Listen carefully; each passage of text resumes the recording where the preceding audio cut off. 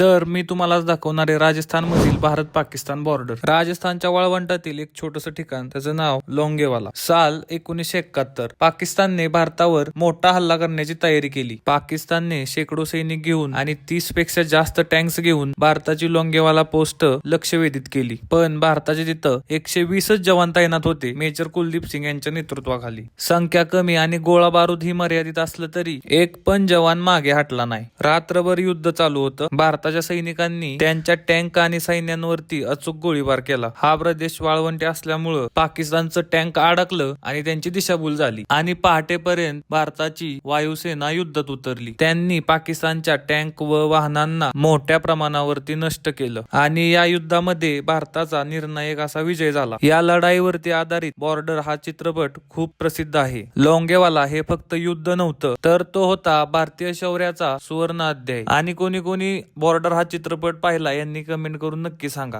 आणि next part मध्ये राजस्थान मधील तुम्हाला मी एक असं गाव दाखवणार आहे जे एका रात्रीत गायब झालं होतं, ज्याचं नाव आहे कुलधारा.